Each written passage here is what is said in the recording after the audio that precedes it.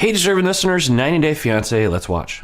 I decided I wanted to travel, and he wanted to focus on getting his doctorate.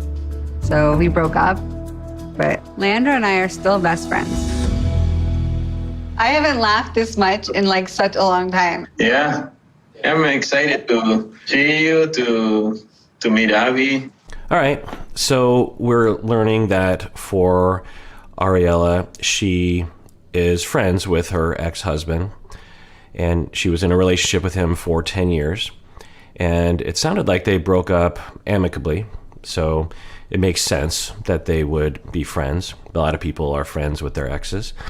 In my book, I consider it a sign of health, maturity, of intelligence, emotional intelligence, or intelligence, wisdom, because the thing that causes us to be attracted to someone, particularly in some cultures, is not just because of romantic reasons, but also because of compatibility, just friendship reasons. Not always, and it's hard to find a good compatible friend.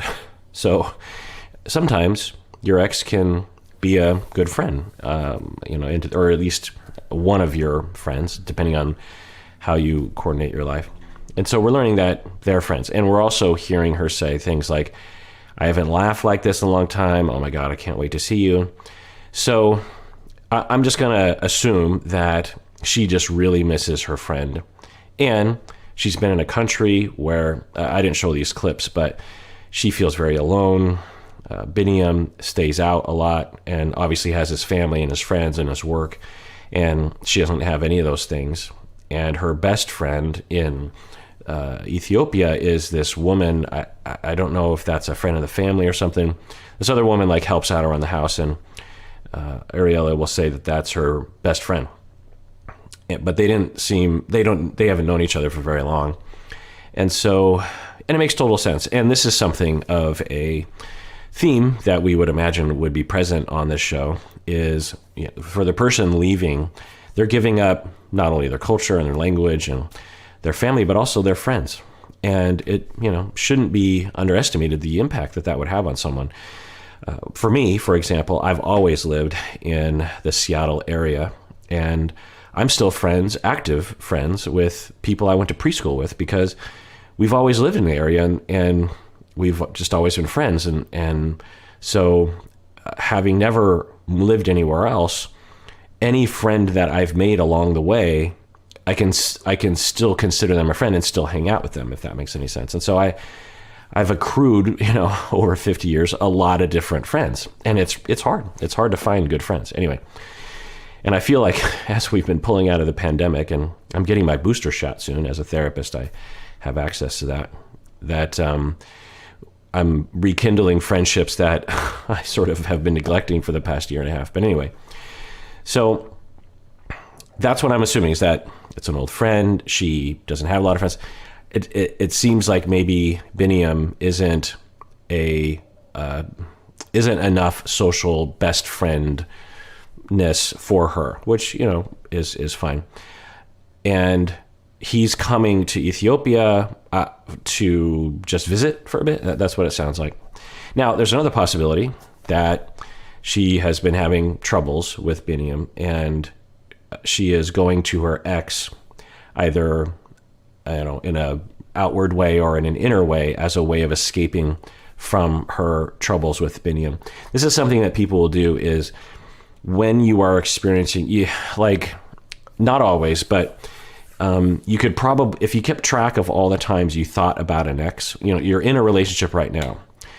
And if you kept track of all the times that you thought about your ex, or that you missed them, or I don't know, that kind of energy, it's possible that it would correlate with the amount of distance you feel with your current partner. Now, dreams, on the other hand, are completely different. You can, in my experience, I've worked with a lot of clients who have had a lot of dreams about their exes, and it really doesn't necessarily have anything to do with their current relationship. Our dreams are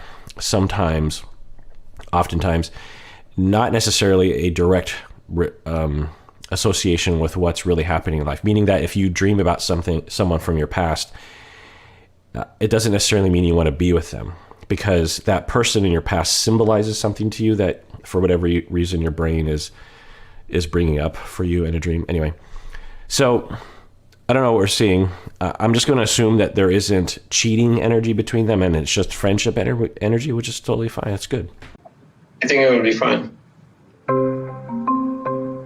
Bini knows that Leandro and I are good friends, but I don't think he loves the idea of him coming because he's going to be jealous. Because Leandro and I have gone through so much together and we have a connection that nobody will ever be able to break. Now, hopefully, she has talked with her husband about him coming, the friend, the ex-husband.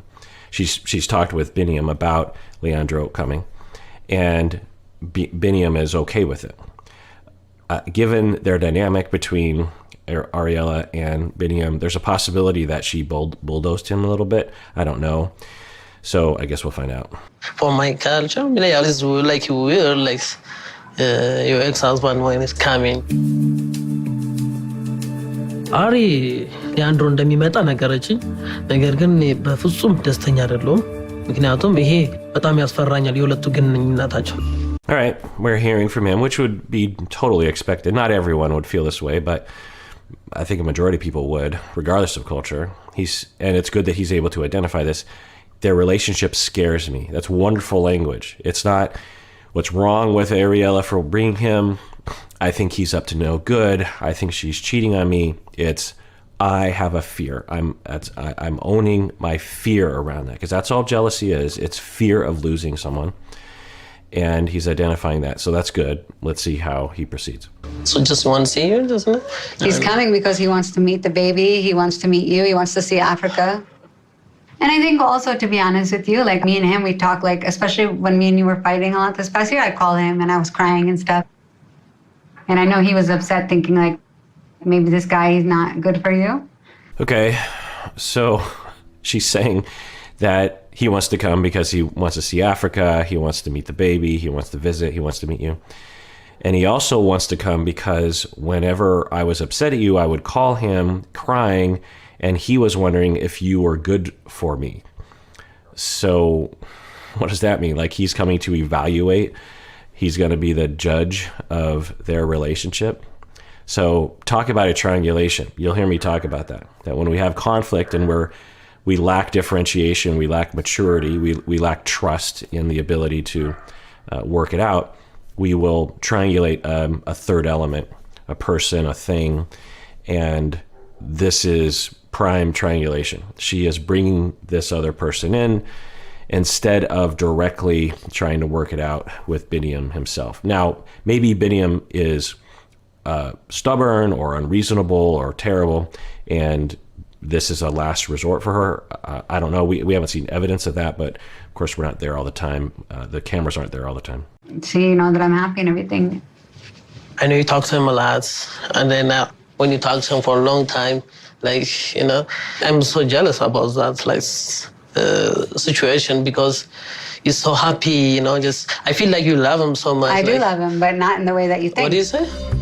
Okay, so he's saying when you talk with him a lot and you seem so happy, I get jealous, which is good, owning his feelings again.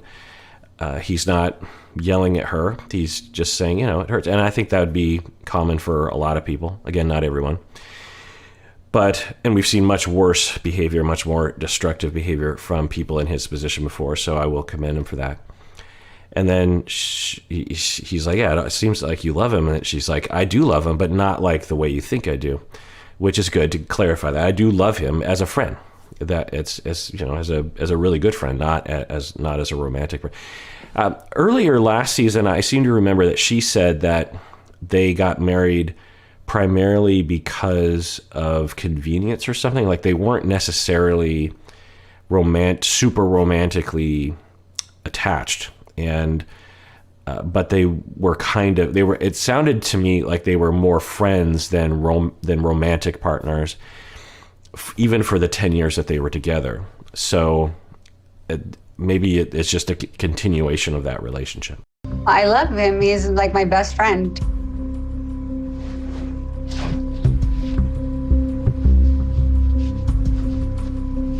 No, you give me like more weird.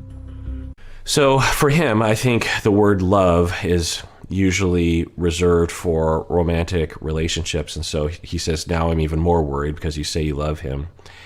She could do a lot more here, and maybe she has done off camera, but she could do a lot more here and say, look, I would never want to be with him. I want to be with you. You're my husband. He's just my friend. I would never let him break us up. I would never want to be with him. I want to be with you. That would be called for under the circumstances. Let's see what she says. No, we are not together for a reason. He's welcome. You know, this is Ethiopia. No, everything is Okay, so tiny thumbs up, pinky up, I don't know. She says, we're not together for a reason.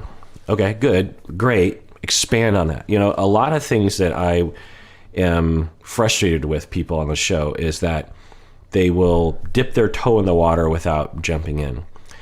It's a beautiful, wonderful experience in the pool or the hot tub or whatever metaphor you're thinking of. Why dip your toe in? You know, jump in, let it happen. So you could say, yeah, we're not together for a reason because we're not good together romantically.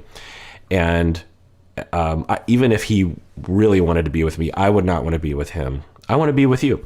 You know, jump in the hot tub. It's great. Don't just dip your toe in with one tiny little statement. welcome. Even if he's my enemy, it's welcome, no problem, you know. But I don't want to lose you again, just like my last relationship, you know. Great. Again, a lot of maturity here from Biniyam, owning his feelings, not blaming, and saying, I will welcome him, even if he was my enemy. So, you know, I think it's because of a value of hospitality in Ethiopian culture, I'm guessing. And so he's, I'll welcome him, and even if he's my enemy, but I don't want to lose you. Great. So many people on the show could benefit by cutting to the chase, owning their feelings, and stating it like that. Instead of saying something like, what's wrong with you that you're friends with him? I'm suspicious. And what she would do is she would grab his phone, go through it, accuse. We're not seeing any of that. He's not grabbing the phone. He's not saying you can't be friends with him. So he's just saying, I get jealous. I'm worried about losing you. No, I want to protect my family. ያው እኔና አሪ ያው ብዙ ጊዜ የልብ ፍቅር ነው ግንኙነት ውስጥ ለውስጥ በጣም እንደምንፋቀር አውቃለሁ። ነገር ግን እነዚህ ነገሮች ያሳስበኛል። ምክንያቱም ይሄ የመጀመሪያው ባለቤቴ ከተመለሰ ከድሮ Oh, I didn't know that. So this is even more traumatic, triggering for him, that his ex not only left Ethiopia and took his child, which I consider to be a crime. Now, you know, who knows the circumstances, but to take a child away from a parent, even if you're in the United States, this is what I believe a fair percentage of Amber Alerts are, is when one of the biological parents will take the child and, you know, disappear away from the other custodial parent. So it's considered a high crime. You can't take a child away from a parent, even if you're one of the parents. You have to share. You have to recognize that both people have access to this child. This child needs both parents. To leave the country because you just don't want to live there anymore, just because you don't want to deal with him anymore, is terrible. I consider it a terrible crime. Why do I think it's a crime? Why is it so weird to say that, you know?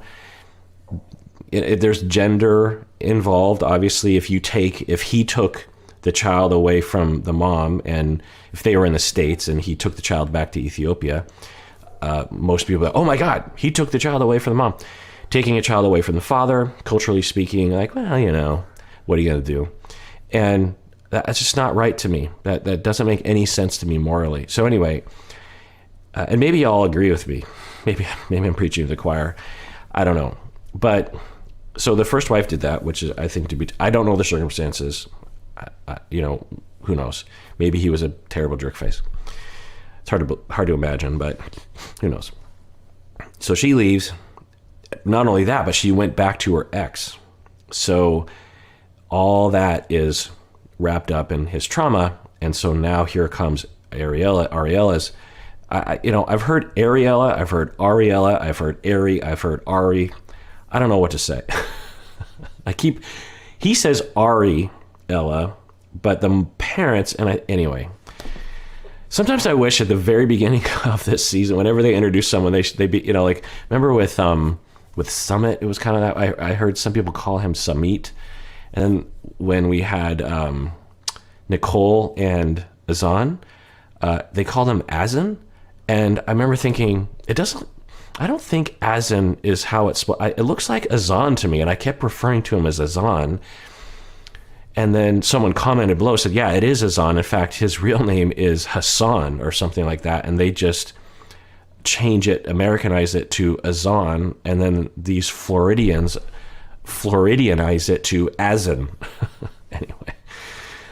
So for those reasons, so she has threatened to take their child away from him. She's threatened him that. She last season, she said, that was one of the, she said, if you introduce the idea of hell to this child, if you introduce part of your religion to this child, I told you that was one of the reasons, one of the justifications that I would take our child away from you and I would go back to the States and you would never see me or your child again. So that implied that there were several rules that she had imposed on him and said, if you do not follow these rules, I will kidnap your child. I will take your child away from you. You will never see your child again. And I will do that, I guess, out of punishment to you. And I'm holding that over you to control you. ከድሮ ፍቅረኛዋ ጋር ተመልሳ ሄዳለች።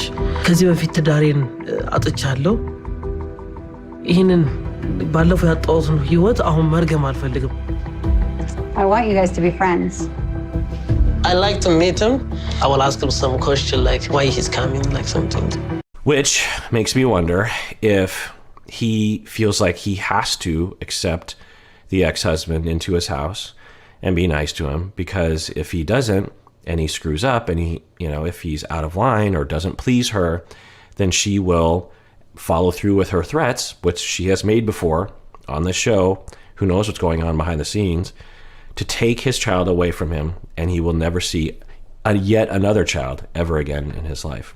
I just wonder. Now, there's another version of this story that their relationship is very functional and works very well, and he isn't being controlled, and he isn't living under this threat all the time.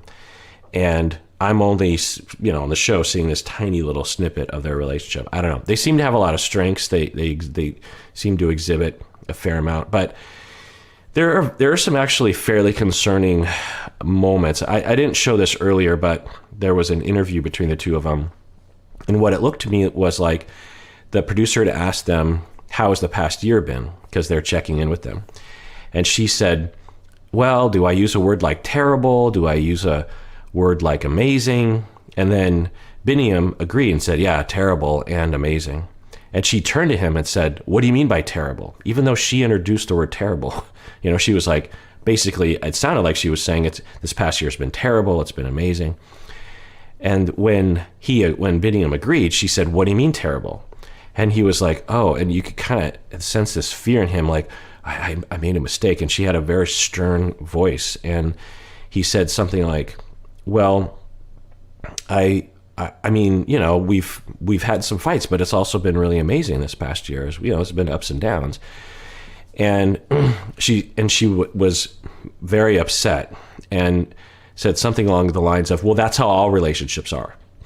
And then it was longer of a sort of interaction than that. Essentially, shut up, Biniyam. You don't have the right to complain. And I don't want to hear you complain. And that vibe is a theme in their relationship, which is troubling to watch, honestly.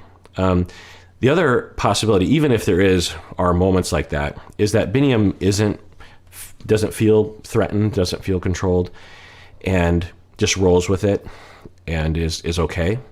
But I don't know. And I think we need to keep an eye on that as we move forward. All right, well, that does it for that episode. Everyone out there, please take care of yourself because you deserve it. You really, really do.